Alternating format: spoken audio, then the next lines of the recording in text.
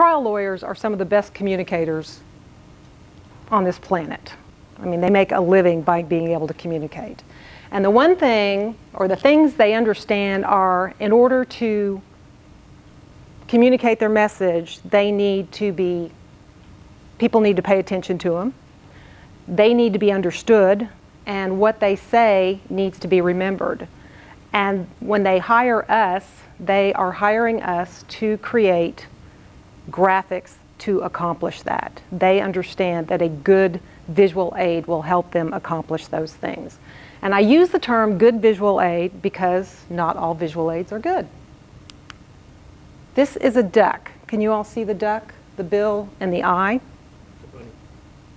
Without me giving you any direction, or without me changing this photo, can you all now see the rabbit, the ears and the eyes and the nose? This is a good visual to explain an ambiguous graphic. We've tested this drawing on numerous people without any verbal interaction. About 50% of the people will see a duck, and the other 50% will see a rabbit. And when we're creating graphics, that is not what we want. We want for our graphic to be 100% received by the audience, not 50-50. This is representative of my mind when I first start working on a presentation for Toastmasters, or when I'm working on a project for clients. I'm a creative person. I have a million ideas in my head, and I know that I don't have time to communicate them all. So I have to pare it down and figure out what's most important.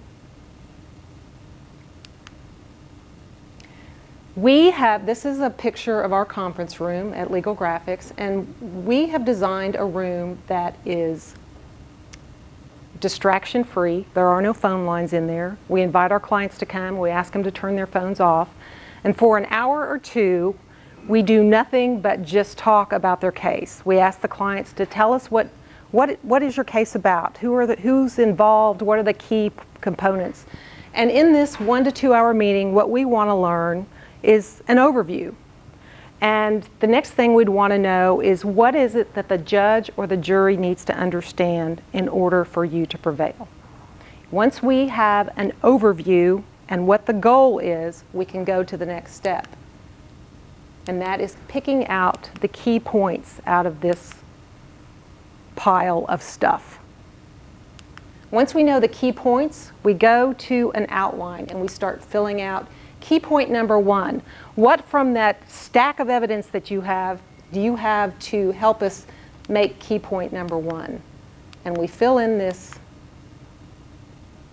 outline, and this is what we use in-house when we're creating graphics.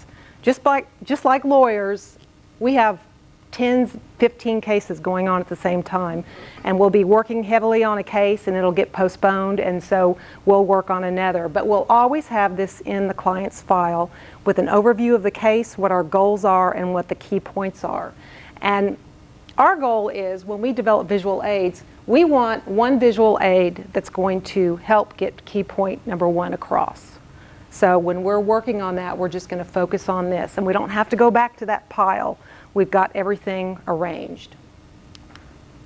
Then we do the thinking, designing, testing, and refining. And we'll go through this process numerous times until we have a visual aid that the client is satisfied with. If they need for us to show a duck, we're going to give them a duck. A good visual aid will help you communicate your message, have it understood and remembered. But it's the process of developing the visual aid that may help you get ready. The readiness is all, and we're here to help.